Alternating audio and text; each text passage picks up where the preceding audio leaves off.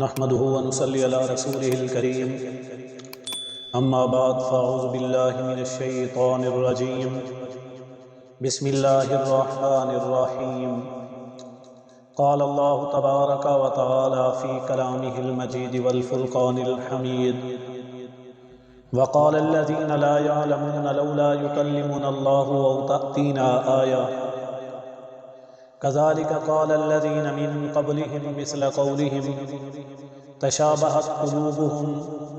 قد بينا الآيات لقوم يوقنون إنا أرسلناك بالحق بشيرا ونذيرا ولا تسأل عن أصحاب الجحيم صدق اللہ العلی العظیم۔ میرے واجب الاحترام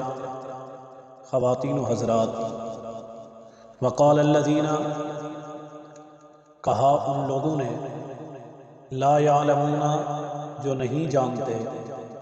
لولا یکلمنا اللہ، کیوں نہیں کلام کرتے اللہ کی ذات ہمارے ساتھ، او تأتینا آیا، یا کیوں نہیں آتی ہماری طرف کوئی نشانی۔ اس سے مراد یہ ہے، وقال الذین، کہا ان لوگوں نے،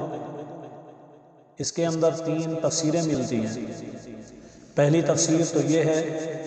کہ یہ کہنے والے لوگ یہودی تھے جنہوں نے یہ بات کی کہ اللہ تعالی ہم سے کلام کیوں نہیں کرتے، ہمیں کس وجہ سے نہیں کہتے کہ میں نے ہی انہیں رسول پیغمبر بنا کر بھیجا اور یہ میری طرف سے ہی وحی نازل ہوتی ہے اور میں ہی کلام کرتا ہوں، اور میں تمہیں تاکید کرتا ہوں کہ تم آپ صلی اللہ علیہ وسلم کی نبوت اور رسالت پر ایمان لے آؤ، اور دوسرا کہ ہماری طرف کوئی معجزہ، کوئی نشانی، کوئی آیت، کوئی پیغام کیوں نہیں آتا، ہم اس وقت تک نہیں مانیں گے جب تک ہماری طرف کوئی پیغام نہیں آئے گا یا کوئی نشانی نہیں آئے گی۔ دوسری اس کی تفسیر یہ ہے، یہ کہنے والے لوگ عیسائی تھے جنہوں نے کہا کہ اللہ تعالیٰ اگر یہ چاہتا ہے کہ ہم آپ صلی اللہ علیہ وسلم کی نبوت اور رسالت پر ایمان لے آئیں تو پھر اللہ تعالیٰ کو چاہیے کہ ڈائریکٹ ہم سے بات کرے، ڈائریکٹ ہمیں کہے اور ہمیں بتائے کہ واقعی ہی یہ اللہ کے رسول ہیں اور ان کی طرف آنے والی بات اللہ کی وحی ہے، اللہ کا کلام ہے، یا پھر ایسا کوئی معجزہ، کوئی نشانی جو براہ راست ہماری طرف ہی آئے اور ہمیں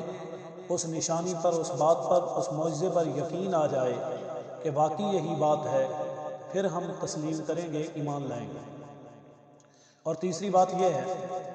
کہ اس دور کے جو مشرکین تھے،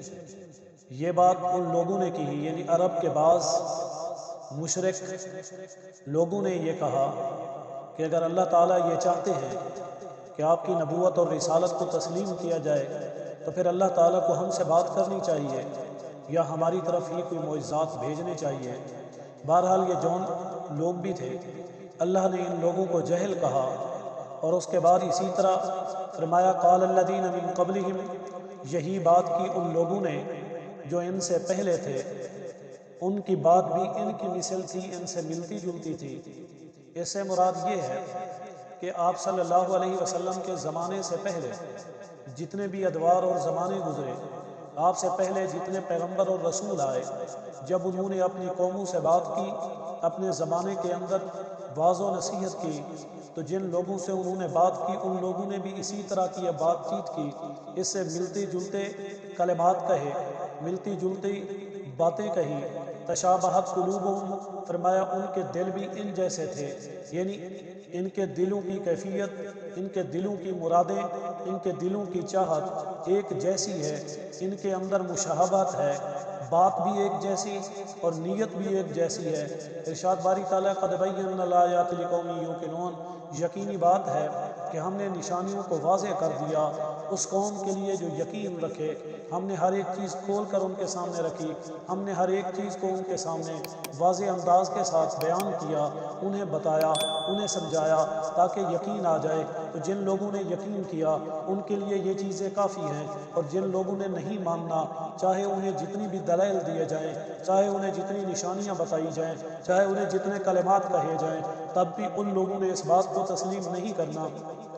اسی طرح ارشاد باری تعالیٰ ہے، اِنَّا أَرْسَلْنَاكَ بِالْحَقِّ بَشِيرًا، اور آپ پریشان نہ ہوں، آپ غمگین نہ ہوں، ہم نے تو آپ کو پیغمبر بنا کر بھیجا، رسول بنا کر بھیجا، خاتم الانبیاء بنا کر بھیجا، آپ تو ہمارے بھیجے ہوئے ہیں، بالحق، اور حق کے ساتھ، سچائی کے ساتھ، بشیراً و نذیرا، آپ خوشخبری دینے والے ہیں، آپ ڈرانے والے ہیں۔ آپ کی تو ڈپٹی اتنی ہے کہ ہم نے آپ کو رسول بنا کر بھیجا، سچا پیغمبر بنا کر بھیجا، خوشخبری دینے والا بھیجا، ڈرانے والا بھیجا۔ وَلَا تُسْأَلُ عَنْ أَصْحَابِ الْجَحِيمِ، اور آپ سے کسی قسم کا کوئی سوال نہیں کیا جائے گا ان لوگوں کے بارے میں جو صاحب جہیم ہیں، جو جہیم کے اندر یعنی جہنم میں جانے والے ہیں، جو جہنم کے گڑھے میں، جہنم کی وادی میں دھکیلے جائیں گے، جو اصحاب جہنم ہیں، ان کے بارے میں آپ سے کوئی باز پرس نہیں کی جائے گی۔ آپ سے ان کے بارے میں کسی قسم کی کوئی ایسی بات، کسی قسم کی کوئی ایسی چیزیں آپ سے نہیں پوچھی جائیں گی۔ آپ کا کام ایک ہی ہے کہ آپ انہیں خوشخبریاں دیں، انہیں بتائیں کہ اگر آپ دنیا کے اندر یہ اچھائی کریں گے، یہ اچھے کام کریں گے، اچھے عمل کریں گے، تو آپ کو وہاں پر جا کر یہ اللہ تعالیٰ کی طرف سے انعامات ملیں گے، اللہ تعالیٰ کی طرف سے یہ خوشخبریاں دی گئی، اللہ تعالیٰ کی طرف سے ان انعامات اور القابات سے نوازا جائے گا، آپ کے ساتھ یہ نوازشات کی جائیں گی۔ اسی طرح اگر آپ نے اللہ کی بات نہ مانی، اس راستے پر نہ چلے، صحیح کام نہ کیے، غلط راستے کو اختیار کیا، تو پھر میں ڈرانے والا بھی ہوں، آپ کو جہنم میں دھکیلا جائے گا۔ لیکن ان لوگوں کو جنہیں جہنم میں ڈالا جائے گا، ان کے بارے میں آپ سے کسی قسم کا کوئی سوال نہیں ہوگا۔